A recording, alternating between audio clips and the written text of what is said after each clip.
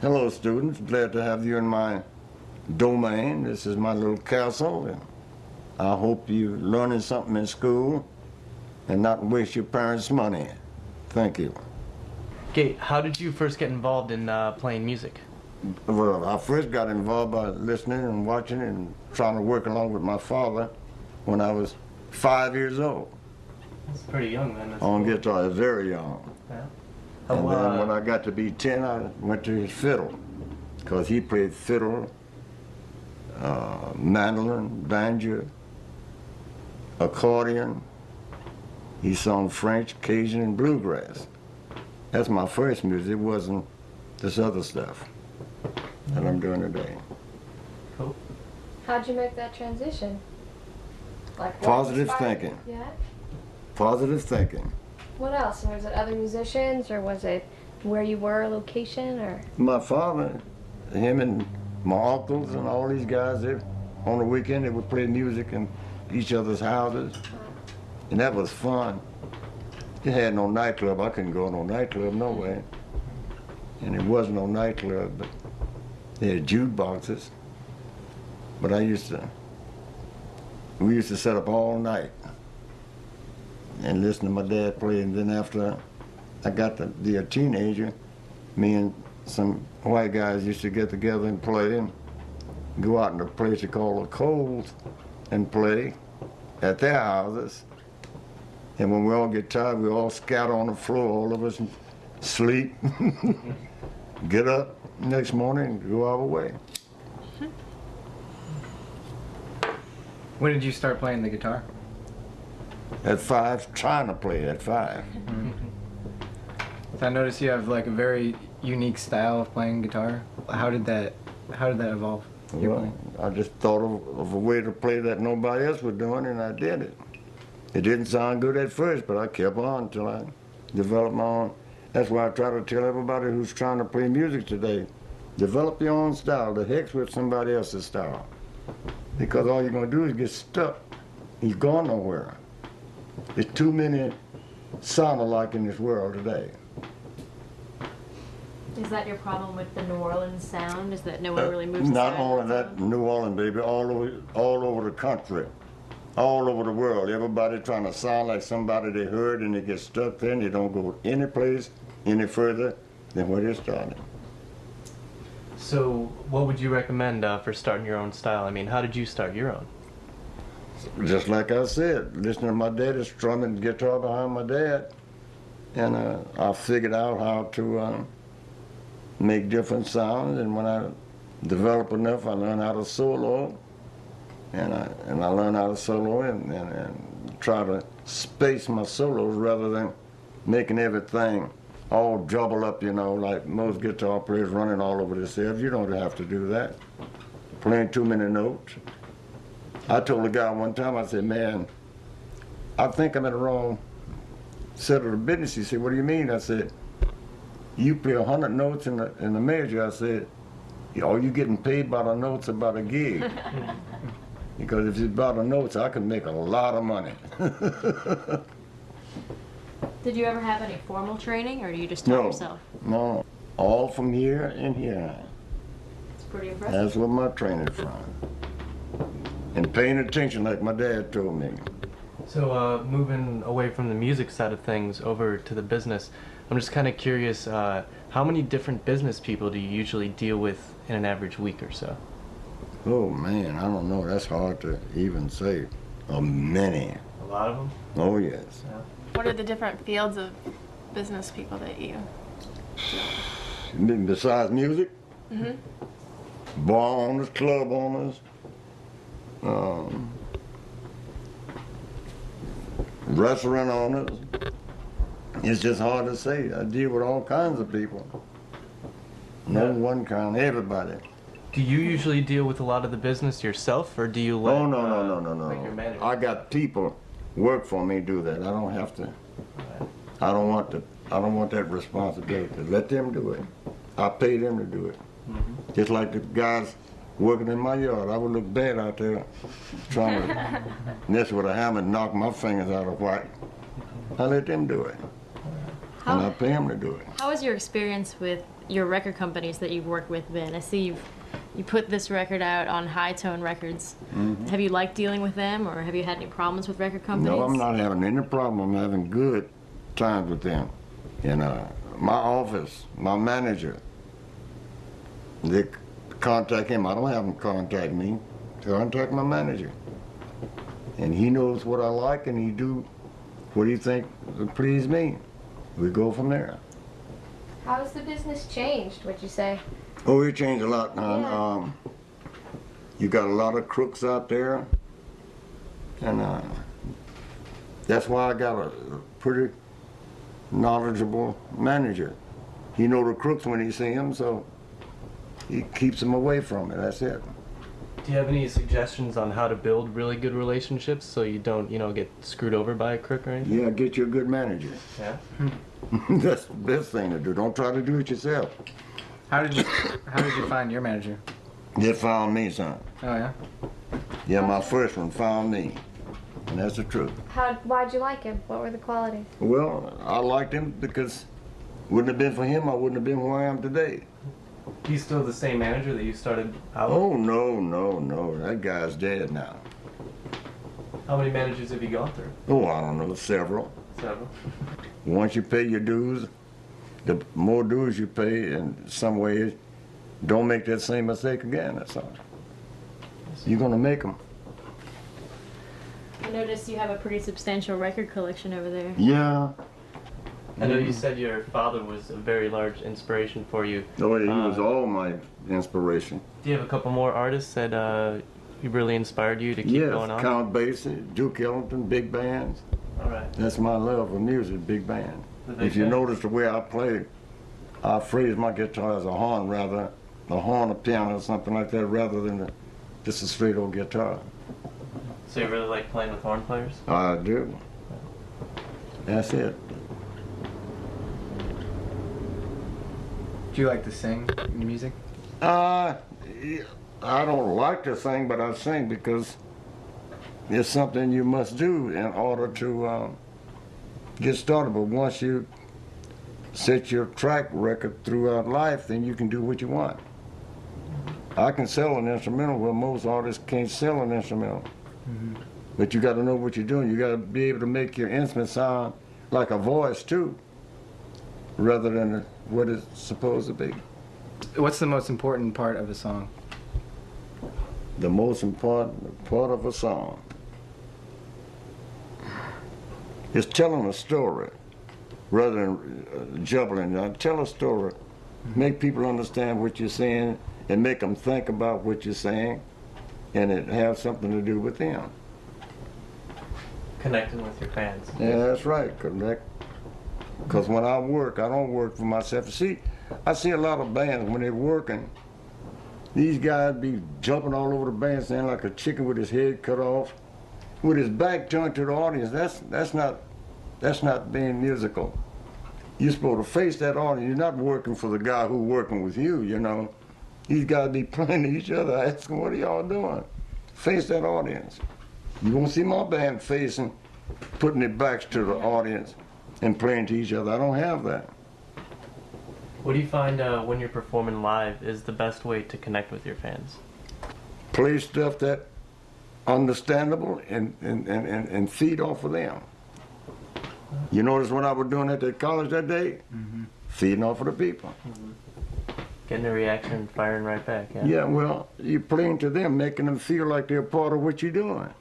If you're going to turn your back to them, you're just out there satisfying yourself. You know, you're not doing nothing to please nobody.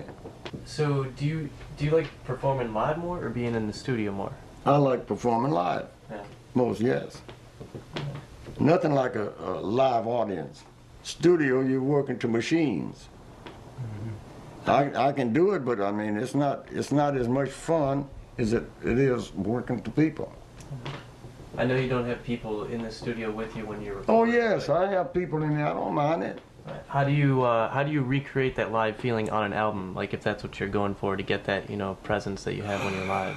Well, it's a magical thing, man. It's hard to explain how you do that. But when you're playing, you just play. The same thing you do in the studio, you do you do in the audience. One thing I don't like where most artists go in a studio and take 3 and 4 months to record an album. That's stupid, because he overdub this, overdub that. What are you going to do when he get on the bandstand? He cannot do a third of the stuff that he dubbed in. It's wasting. The next thing about music, if you got people working with you, like if you soloing and y'all support it, get under him. Don't get even with him. Don't get over him. Get under him where he can be heard. The same thing goes for anybody else that's soloing. And when you're doing a vocal, let the band get under you. Don't get over. The band's not supposed to be loud as you singing it. Then you don't have to strain. You can sing relaxed. You never hear me screaming. Not necessary. Because when you scream, nobody knows what you're saying no way. Half of these people singing, all I know they're hollering. I don't know what they're saying. Mr. Brown, you're an international artist. Do you get the same feedback between different countries, or is there one part of the world that you just love to go to, or how do you feel? Well, let's start out by saying where's people I love to go to, and I get the same feedback anywhere I go, because I'm playing the kind of music that people can understand and that enjoy it. And that makes a big difference in the music world, and it's not something that will irritate nobody. My music not vulgar. It's very understandable, and your grandmother, your mother, your father, your grandfather, your little sisters, your little brothers, everybody can enjoy the music because they can understand what I'm doing, because I have young little babies enjoy the music up to older people. How do you achieve that sort of universality in your songwriting style? How do you write music for everyone? Well, that depends on how I see it. I can sit here, and after you leave, I can write a tune that will have something to do with your life. It's not all about myself. It's about everybody except me. And of course, I'm added in there too, in a lot of ways. Do you usually have a certain area where your inspiration comes from, or is it just all over the place? You All take over the inspiration place. from everything? From people, period. Yeah. How long does it usually take you to write a tune? That depends. I can write them. I wrote one in 15 minutes, Dollar Got the Blues, in 1971 in Paris, France, when Nixon devaluated our dollar. I jumped on my road, Dollar Got the Blues, getting lower every day. And it was a hit. Because it was the truth. That's the thing about it. When you write the truth. Don't write lies, you know. And don't write all about how bad your woman treating you, how bad your man treating you, how much I love you. Who cares? Write something that the people can understand. You write a lot of blues and you play a lot of blues? No, I don't write a lot of blues. I write different stuff, depending. Well, you wrote the Dollar Blues. Yeah, I don't write a lot of blues, but the kind of blues I write is not that old. It's not Mississippi Delta. It's not New Orleans. My blues is written in a sophisticated way. Like I say, blues that you can understand, and it's played in that manner. When you're writing a whole record, do you usually have a certain sound you're going for? Like I read some reviews on one of your an album 1 or 2 ago, and it said you were going for a bayou feel. But I was wondering if you specifically were doing that, or someone just said that. No, they were right. Like back to Bogalusa. Mm-hmm. That's strictly Louisiana music, bayou stuff. And then I write for Texas. That's strictly Texan. That's in the country or something of that sort. And I can do polkas. That's for, on the other side of the world. Mm-hmm. I do calypso. That's some other parts of the world. So when people ask me what what kind of music you play, I'll tell them quickly. American music. Texas style, I always keep that in there. Yeah. Mhm. So you usually have a certain theme when you're writing a record? Depending on the circumstances, yeah. I might write, but I might write something about that marsh out there, like I wrote the tune sitting right here called Swamp Ghost. I looked across there and late in the evening, and I decided to write Swamp Ghost. Mm-hmm. Instrumental, but it's a good tune. And it's the difference between a tune and a song. See, What's the difference between the two? well, a song is when you sing it. A tune is when you play it and not sing it. Earlier, you had mentioned that today's music is kind of going downhill and Yes, it's ruining young people's minds. Can you elaborate on that? And Yes, because it's all about self, vulgarity, sex. Nobody cares about that. I know I don't. You shouldn't either. Because there come a time in your life when you can think about such things as that. But I think keep a mind young as long as you can. Let them think positive instead of being negative, that's all. See, I have a daughter, 25, and I pumped that into her head. I have three daughters all told, and I pumped that into her head as much as I possibly could. Because once you get out there on your own, then you have a tendency of developing your own mind about what you want to do. A lot of it's no good because you're in the environment where what you listen to is no good. All right, Mr. Brown, as someone who's been in the creative life for as long as you have, what advice would you have for someone like me, like I'm in a band with Ryan? What advice would you have for us starting out? Number one, have some dynamics. And like I answered you before, don't get in each other's way when one's playing. And who's playing, don't overplay. What they call breathing on. You do a solo, then you breathe. And you come back and keep it flowing. But don't just run all over your guitar, whatever instrument you're playing, because you find yourself doing nothing but a lot of noise, creative noise, and it's no good for you. Did it take you a long time to learn that? Did you really have to practice the dynamics and stuff like that, or just Well, kind of come over time? I was taught this by the masters of big bands like Count Basie and them people. I watched them and listened to them how they did it. When Count Basie played, you could hear him. Mm-hmm. And I knew right then it was a high and lows to music. Everybody wasn't playing so loud, well, you couldn't hear what the other was doing, that's all. How did you go about finding your own voice through the guitar? Like, I'm trying to do that right now, and it's kind of Well, tough. that's a magical thing. It's nothing I can tell you how to do to develop that. You have to develop that on your own. Mm-hmm. Yes. That's what people have been telling me. How do you kind of get away? You said creating your individual sound is very important. Well, how do you get away from all the other stuff that's already been done? Don't listen to it. Lock yourself in a room for a little while? Not necessarily. You can be right in it, but you can tell right from wrong. If you want to be a good musician, you can tell right from wrong.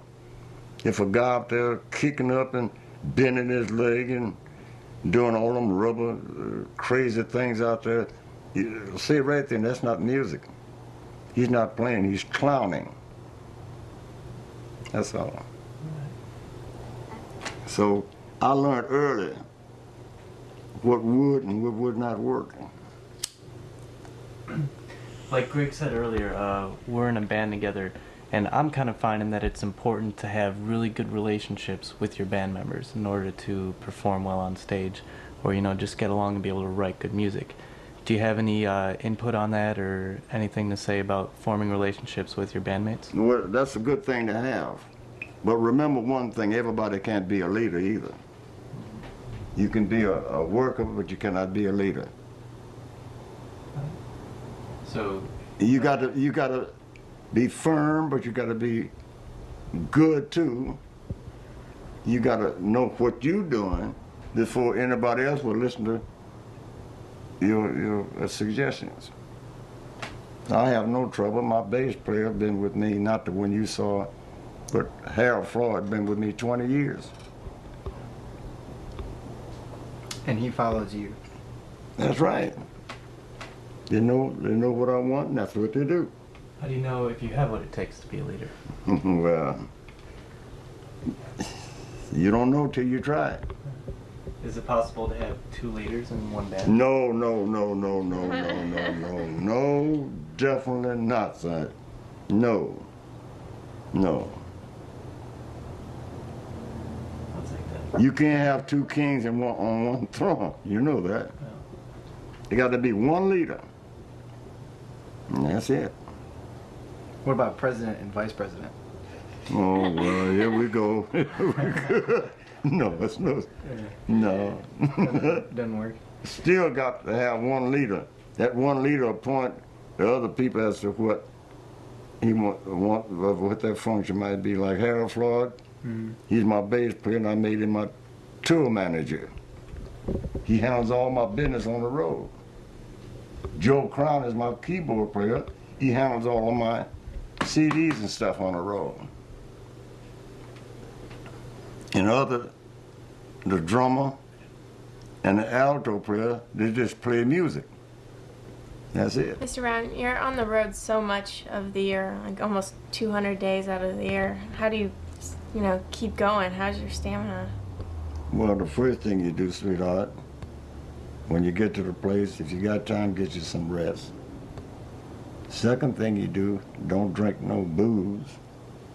Third place you do, don't use no drugs, heavy drugs. And you can be prepared for work. So don't overdo it. Then when you get through, go back and go to sleep. Don't go out and party, because I feel like you partied enough when you get up there and entertain those people. Go and get some rest. So you were touring with Eric Clapton. How was that? It was a trip. 3 months of it. Tell us. I mean, he has such a, the rock star thing, the trucks. I guess he probably has more sound than some small countries have, That's right. I mean, That's right. And besides that, he's got about 10, 11, 15, or I don't know how many guitars on the bandstand. And I asked him, I said, Eric, why you got all them guitars? He says, well, I got them. I said, I don't know why you got them. Everybody that he's copying off of, he got a guitar just like them in order to try to sound like them. And that's, I only take 2 guitars out, and when I'm on an airplane, I take one. 1 guitar and 1 fiddle, that's it. And if I break a string on the guitar, I switch over to my fiddle. But when I'm on a bus or something, then I take 2 guitars in case I break a string on one, and I can just pick up the other. You don't need all them guitars to make no statement, huh? We were together 3 months. 3 long months. I see you've been playing the same guitar for a very long period of time. What made you stick with that design and that setup? Like, can you talk about your setup and what you? Well, my guitar, I play several guitars, but my main guitar is a Gibson Firebird from 1966. I tried to retire it, and the audience wouldn't let me do it. My band wouldn't let me do it, so it's still with me. It's in the case over there right now. Gibson Firebird, the only one in the world like it, with the leather pick guard. That's it right there on that picture. Did you ever name it? No, I don't do nothing like that. It's a Gibson Firebird, just what it meant to be. I'm not B.B. King, man. I don't be naming no guitars, man. No. A really important element to a band is the drummer. And I was just wondering, what do you look for in a drummer, or what's really good to have when you have a drummer? Number 1, timing. Don't drag it and don't rush it. And the next thing about a drummer, pay close attention to whoever leading. And the next thing, work your dynamics. Do you think does the drummer play a very large role in the dynamic? Plays a big role, that's right, because you're dependent on him for the timing. If he rushes, you can't do anything about it but follow him. And that's a no-no.